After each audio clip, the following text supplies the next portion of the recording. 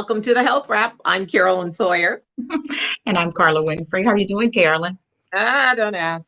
Well, you know what I just heard, and that was the testimony from our, I guess everyone's calling him like the ultimate medical person, Dr. Fauci, who was saying, this can go on and on and on. This is not ending. This is just not ending. So, we all hope and pray we'll stop talking about COVID sometime soon. But with that thought in mind, so many people are changing the way that they do business. Beginning with, one of my daily rituals, Google. You Google Yes, too. Google. yes. Google says they're becoming the first major company to formally extend work from home until the summer of 2021. That's next year, y'all. What's Right. that? So, well, and they sent out an email to all of the Google employees across the world about this. So they're going to extend it until January. And they said this doesn't mean that they're going to, because some people are questioning, like, well, do they really need to be in the building? No, that doesn't mean that. They're just concerned about their employees. And one thing they did say, Carolyn, was they were also concerned about parents who have children that will be at home having to do their work virtually. So they're concerned about that, about COVID and everything that brings with it. It's just, I mean, and so many mixed messages. This is all in a week that what the NBA went back to playing. Last week it was baseball. I mean, and again, one of the things I keep hearing so many of the professionals say, and that is there is no national plan for managing this. It's hard to do anything without a plan. You don't get in your car and just drive, although some people do, Well, but you kind of want to know where you're going, right? You want to know which interstate's going to take you to Atlanta, which one's going to get you back. Come on, you got to have a plan, people. well, you know what, and a lot of you talking about planning. Of course, schools are planning, churches are planning, and in fact, we're going to have a pastor a little later coming on who's actually a COVID survivor, and businesses are planning. But it seems like people don't have their personal, individual plan for some people. You need a personal plan, a family plan. This was something I got in the mail this week. I guess it tells you a lot about where I spend some time. One of my favorite stores. But yeah, they're now sending out instructions starting July 30th, which was earlier this week. You will have to wear your face mask. And you got to be 6 feet apart. Now, I'm a little frustrated because my attitude is a lot of these companies could have sent this out 6 months ago, or certainly 3 or 4 months ago when we started all having these conversations about this. I'm a little disappointed, not just in TJ Maxx, but some others in terms of why now. I think Walmart was another one I'm seeing their commercial on, but why not sooner? I guess it's just like a shock to them now that so many people are contracting infection and passing away in the whole United States. It's so funny. One day the whole United States is red, another day half. You go in when some of the cities say, well, we're going to step back, it dies down some, and then they come back right out. And it's like you said, we need a whole national plan on what to do. What I like about this graphic is that these symbols, anyone can understand them, any language, any age. So I do commend them for doing that. And that is so important because you and I both know we continue to hear that our Latinx brothers and sisters are really taking a hit, particularly in the Southwest. You used to work in Texas. Here's a story that popped up this week, which I thought was interesting. Right here in my backyard, I guess it's down the road, Savannah. This is a Georgia news anchor, and she has agreed to take the first shot in the U.S. phase 3 trials of a COVID vaccine.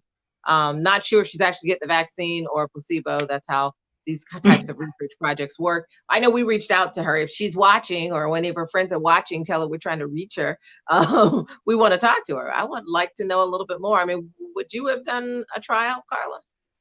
No, I would not have. And the reason why is, I'm looking at, I want to see what happens first. And when we talked to our expert who's been in infectious disease for 40 years, Dr. Hildreth, the president of Meharry, he said that it was going to take a while, that it would probably take even up to 4 years until they find the vaccine, like we have for so many things that will just totally eliminate it. But I'm sure because they're working on some things over at Meharry, just like a lot of other medical institutions and universities and other companies, that will slow down and keep it from spreading.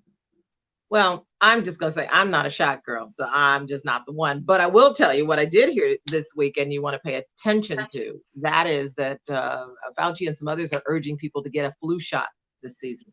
And so if you've been on the fence on that in previous years, you might want to do it early, kind of like vote early. So you're not standing in line. You don't get to your drugstore and they say they don't have any more of the vaccine. It's coming in. Do it early. I think that's some pretty sound advice, particularly if you have. But good for her. I mean, she's brave to do that. Oh, absolutely. We'll get to her. I'm again, if you're watching and you know her, call her, tell her I'm trying to get to her, tell her to call me so we could talk. I want to hear. She said, I thought it was interesting that she was hoping that by being part of the process, it could eliminate some of her personal fears. And that's what we're doing every week here, trying to give facts to calm folks, to calm those, give facts. Now, this one, there's a reason there's a big old fat red X that Hillary came up with on top of this picture, because these folks in these white lab coats, where can you, I guess you can just go buy a coat right anywhere and put one on and talk about COVID. Is that it? Come on, people. I mean, and then, I even had somebody call me and say, oh, this was a doctor. He is a doctor who called me and said, she's well spoken. What does that have to do with anything? The information is wrong. Who cares how well you speak the information? It's wrong. These folks, if you missed the story, good. But I have to tell you, because if you didn't, or you saw it and you're confused, let's be clear here. All this foolishness they were talking about, just don't press pause, rewind, go to another video. Okay. Where it's like dragging back the debate as to whether or not you should be trying a drug that has not been proven to actually control or to rid the body of COVID. That's the bottom line. So, I mean, if it's not proven, then why are we going to keep having this debate about it, right? That's why we have the FDA. And that's why we have other measures that drugs have to go through to show that they are proven and that we are able to take them. And that's why we have common sense, because when I started hearing, not this particular doctor, although I understand from our producer that she actually got fired, she was terminated because of this video. But sister girl over there to the right in the photograph, man, they started talking about her bio and her background and her beliefs. And I was like, oh no, too much for me. So again, this is where we can't urge you enough. I mean, Carla and I aren't doctors either. We're just pulling out what we think you need to pay attention to. But the reality is this: God gave each and every one of us some good common sense. Okay. It's not as common as it used to be. Everybody doesn't have it. But if you don't find somebody who does, and when you see a video like this where we've already been telling folks this drug is not working, people, right, leave it alone. Next. Beat that horse, right? Okay. So here's one of our Georgia friends, Mr. Herb Kane. Mr. Kane. Well, what can I tell you? Did you know he was a Morehouse man? Yes, I did know that. And interesting enough, this is just a little fact. His father is the one. His father was like the driver for the founder of Coca-Cola, one of the heads of Coca-Cola, and that's how he got into the whole business by studying some of the things. But he was a businessman. We know that. We know that he was a former GOP presidential candidate, and he passed away at 74. And we know a few more other things because we were journalists at one point, but we just don't stop right there, right? Okay. Here's the problem. And there's been a whole debate. You die and people debate it. He had been in the hospital about 4 weeks. He'd come down with COVID. And the timing on it was right after that big rally in Tulsa, where not a lot of people showed up, but Herman and a few other folks showed up. And they actually posted something on Twitter where they were sitting together as a group and everybody's smiling and nobody had any mask on, right? But as our producer pointed out to us, the doctors are saying they can't conclusively say that he contracted it at Trump's Tulsa rally. And I heard one of his colleagues say he's been really busy lately because he was about to start another radio show in about 2 weeks. He's on a radio show that I've heard, a syndicated show. I've heard. So he was about to launch another radio show. He had a book. He was on a book tour. And we all know what happens at book tours. A lot of people come People up to all you, around you. Yes. read on you. A lot of people want to touch you. So again, book tour and the whole Traveling.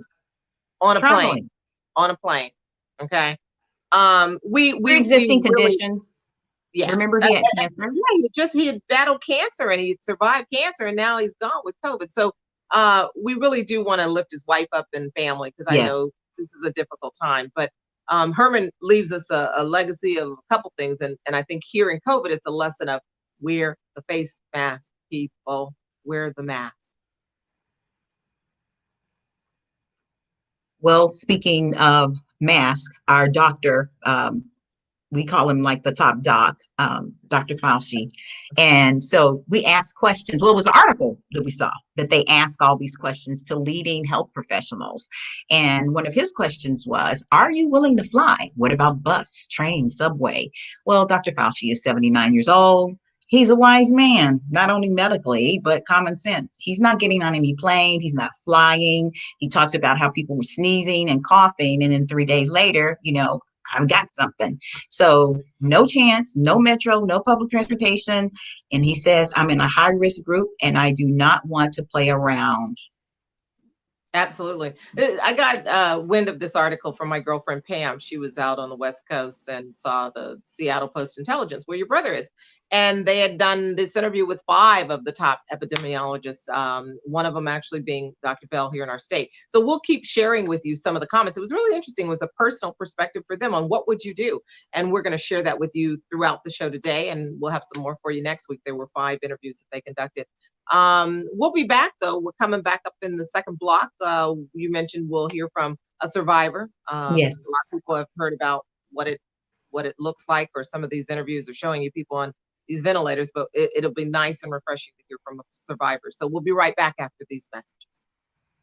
To help protect others from COVID-19, DHEC encourages everyone to wear a mask or cloth face covering when in public. Make sure your mask covers your nose and mouth, and you can breathe through it. Remember to clean your hands before and after putting on your mask, and try not to touch the mask or your face while wearing it. Don't use a mask on children under the age of 2, and don't use surgical masks needed by healthcare workers. Help stop the spread. Visit scdhec.gov/COVID-19. So yes, we're still talking mask, and this could be our new normal, right? Absolutely. It's a lot of times that you think about how long we're going to have to wear these masks. Well, we may have to wear them for a long time because we can just not get this under control. So, we just have to, speaking of the mask, there's Dr. Satcher. Yeah, and that interview we were just alluding to in the Seattle Post-Intelligence, they asked him the question, when do you wear a mask? And guess what he said? All the time. Even when I'm in my office, I keep it on since people are always coming in and out. And the only time I don't is when I'm at home. And that means you're close proximity to family members and people, your loved ones, and you know where they've been and you know what you've been exposed to. So again, we just want you to hear it from the experts, and you can follow their lead and you might do all right. Right. And today we want to talk to someone who we want to celebrate, a survivor of, and this is one of our pastors from Georgia. And we have Pastor Johnnie Porter. He is also a counselor and a PhD candidate right now. And he's from the Living Grace Life Church in Villa Rica. And welcome to the show. Hi, Carla. Reverend Porter, Hi, how are you doing? Hey, guys. How are y'all? Pleasure to be here. Well, we're glad to see you. We're glad that you are here with us still on this earth. I know when I first talked with you, you had told me how you had been the one when you, at the outset of COVID, telling other pastors, hey, we don't want to have service. Talk a little about that. Then we want to hear about your story. Absolutely. I remember in the hospital, I was in the hospital in my room. I had only been there a day. And it was a Sunday. I was admitted on a Saturday, and so Sunday morning, of course, I asked my wife to bring my computer stuff to the hospital, but all I had was my phone.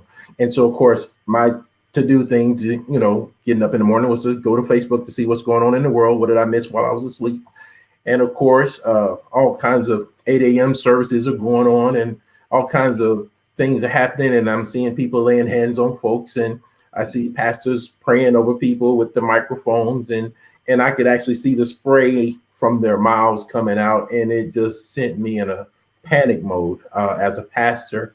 And never been a germaphobe, but I'm a healthcare worker working in hospice, and I am very familiar with how you are to handle germs and things like that. And working in a hospital as well, I know that you're supposed to have certain PPE equipment, to be prepared. And of course, just having contracted the virus myself, I was literally in panic for the people because I knew something that they did not. And I was in a hospital, and I needed to let them know, hey guys, you don't know anybody personally, but you may know me. Here's an example. This is real. Please stop what you're doing right now. And guys, reconsider. Please don't do this. And so I felt like I needed to put something out. And so from my hospital room, I sent a message. I took a selfie and I sent the message out, and man, my feed just blew up. I've never had so many responses in my life. What do you say to people though, Pastor, when they say, if it's God's will, it'll be God's will, I'm gonna do what do We you hear that say? all the time. I heard it from a pastor. I think that is the most irresponsible thing in the world. It's just like God will provide, God will take care of me. That's the same thing we'll say when we need a GoFundMe because we didn't prepare for life insurance for an event. And we can't live life as if something will, may happen. It will happen. It's always a matter of time. How did you know that you had contracted the virus? Watching the news, I remember that they reported this months in advance. So I was very familiar with that. And in hospice, we're always mindful that we're around. And so we are always wearing masks or practicing that type of safety protocols for our patients because we're not afraid of them. We want to protect them from us because we go visit from one home to the other, just like we would visit a one patient room to the next. So we're very careful about washing our hands, using those type of things. Well, I remember a week before I got admitted to the hospital, it was a week and 3 days to be exact, I was sick. I had recently went and got a flu shot. And I assumed that I was just sick from the flu shot because that's my normal response to a flu shot. And it's very possible the flu could have saved my life in this situation. And so trying to get access to one of the facilities that we provide care for, which is the Cancer Treatment Center of America, I went to go get the flu shot so that I could be that provider for some of my patients, which is a protocol that they have. And so I just assumed that I was sick from the flu. And I remember being extremely weak and all those type of things, but I felt like something wasn't right. And I immediately started distancing myself from my family, from my wife and children, just to make sure that they were safe. And that's just a normal thing because, we are around sick patients all the time. So I knew something wasn't right, but I did not know I had COVID-19 until I was admitted to the hospital. And that sent me into a whole nother panic. What about emotionally? I mean, I know you're a man of faith, but Whoa. Tell us what the process was walking through this emotionally. Emotionally, to be totally honest with you, I'm gonna be honest with you. My faith really was challenged. I have to be honest with you. It was extremely challenged.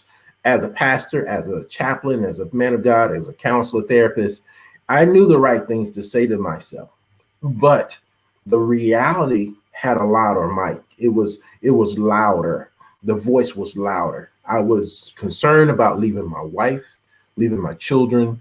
I was concerned about life unfinished, things that I wanted to do, but I was extremely weak. I haven't been that weak before. This excessive coughing, my chest hurt, just extreme fatigue. And when it was confirmed that it was COVID-19, I literally felt like I was looking death in the face. And my beliefs really, I have to say, I struggled for it to help me. It was hard to really believe all the things that I knew, to be true, all those things I believed to be true, and was telling myself and convincing myself. It was a battle to believe. Honestly, it was a battle to trust that God was there.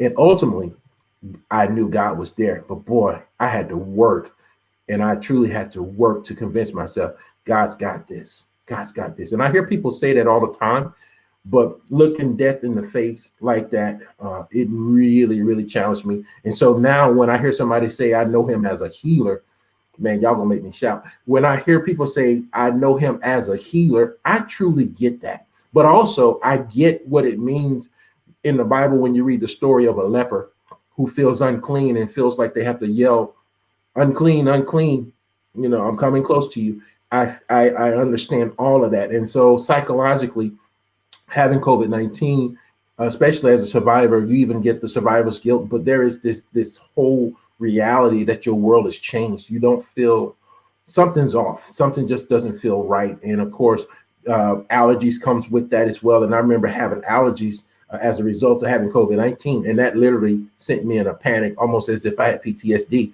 It was scary. If you can only imagine, a sneeze or a cough or something like that makes you feel like, oh no, it's back. Okay. Well, I want to thank you. I know you want to provide hope for other people who are going through this, and we appreciate you giving basically your testimony so people will be hopeful and know. Absolutely. Yes. Yeah, absolutely. Right. There is a lot of hope there. So, I tell people all the time, real quick, guys, believe, trust that it's going to be okay. Ultimately, this is God's doing. And we know that God cares and loves us, and he will see you through. And so don't worry. It's going to be all right. Right. Thank you, Reverend Porter, for joining us. Thank you. My pleasure. Thank you for having me. Well, we're talking about survival, and we've got one couple that actually survived cancer and COVID, and it's a great story we want you to check out. In any marriage, you can have some squabbles and stuff. They said the vows: better, worse, richer, poor, sickness, health. But the Beechams made one more promise. Long life and happiness. We're going to love happily ever after. Their anniversary was approaching when Robert Beecham started feeling sick. Shortness of breath, loss of appetite, smell and taste, totally gone. And then the cough. When that dry cough became severe congestion. And it was like I was drowning. Their son took him to the hospital. When I left home and I didn't tell my wife, I prayed and made peace with God and told him I was ready to come home. The Beechams know Dallas's Parkland Hospital better than they'd like. At age 65, Robert is a 2-time stroke survivor. But this was different. When they took me to that third floor and The third floor houses Parkland's main COVID care unit. You hear the sounds of grown people, moaning and coughing. It's just devastating to hear all of that. With visitors banned, Robert fought alone. Janice did too. I was getting ready to have my first chemo treatment, and I got a text message. Your husband has COVID. And I felt so helpless. And I'm like, I gotta get to him. I need to be there because I need him to know that I'm there. And then I started thinking, what if I have it too? Janice's cancer made Robert determined to get well and get out.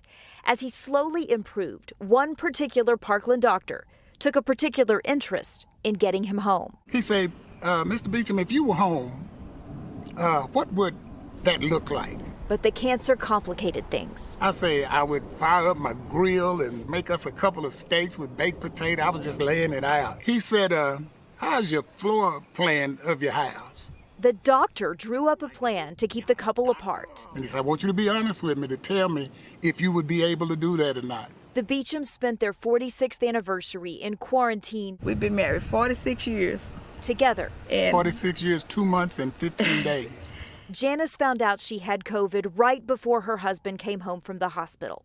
Somehow, her symptoms remained relatively mild. I didn't care about being sick at that time. I was too concerned about him. They believe being home together helped them heal. I never had a chance to shake his hand. And they heap praise on that one doctor. This is going to sound kind of political because I intended to. That's how you make America great.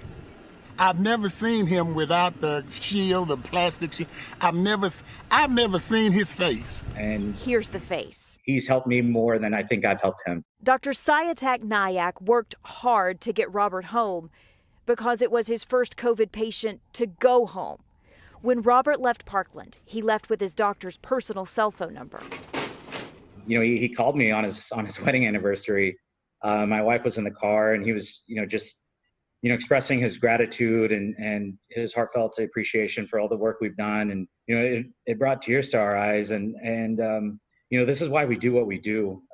We bring families back together. They still talk and text, and Nyack pictures this face. I'm still able to get out here and do what I do best. When his other patients don't make it home. I would tell him every night when we talk, come back home to me. That solemn vow of long life and happiness. He came home. It hasn't been broken yet. In DeSoto, I'm Teresa Woodard. Wow, that is just a beautiful story from WFAA in Dallas. That is how we make America great again. Okay, health equity, people working together, listening to your patients, understanding cultural connections, and honey, understanding 42 years of love. What a great thing. Yes, and we will be right back right after this. Hi, my name is Chef Gabby. No mask is a recipe for disaster. Gabby, be your own superhero. Mask up! Make sure y'all mask up out there and stay safe, and check out my music, Missing Me, and all my other music on all platforms, 615 exclusive. It's so important to keep your mask on right now. Food is a great substance, and it'll definitely sustain you, but it'll be all for nothing if you get sick during this pandemic, because you won't taste it anyway, from what I've heard from the COVID symptoms. So definitely want to wear your mask. Although I don't have mine on right now, it's just so you can hear me. I guarantee you, everywhere I go, I'm going to keep this mask on, and wear your mask and be safe. That's the message of this afternoon. Wear the mask so you can be safe.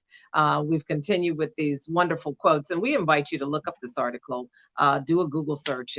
This is where they asked Dr. Fauci if he actually has people over his home for dinners. And so it sounds like they're still socializing. They just don't have, they have different things that they do, individual containers, they keep the social distance. So they're doing a lot of things to ensure that everyone is safe. And then I loved how he said, we also do this outside. If we can't do it outside, we just don't have the party. If it's going to rain, we just cancel it. So be ready to make those concessions. I think as we're moving forward, we're going to all have to make those kinds of adjustments. Absolutely. And Dr. Thatcher, he talked about grocery shopping. Same thing.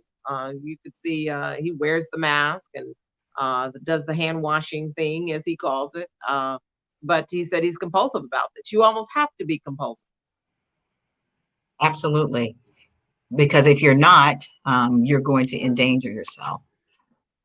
Absolutely. So we've gotten some great advice today, a show full of advice, and we hope that it's something that you can use with your family and use to take care and keep yourself safe. And Tennessee State University in Nashville, congratulations. They are having their first virtual graduation, 700 graduates. Among those 700 graduates, we have a student, Celine Bignall, who has taken 17 years to get her doctorate. And she says she credits it to grit. Congratulations. All right. Congratulations to her as well. Well, I think that's, do we have anything else? Have we covered everything in the show? Well, we had one little thing left about some good news about a little boy who had a birthday, and he turned 7 years old, and we're going to take a look and see what surprise he got.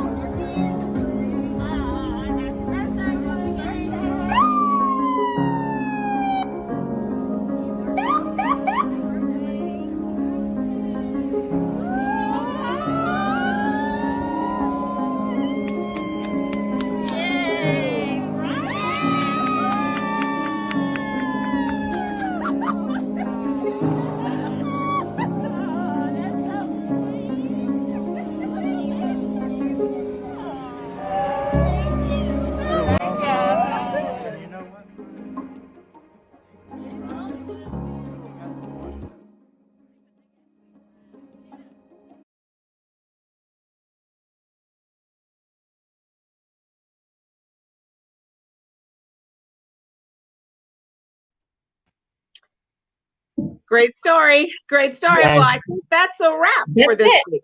Yep. We thank you for joining us for the Health Wrap. Have a great afternoon.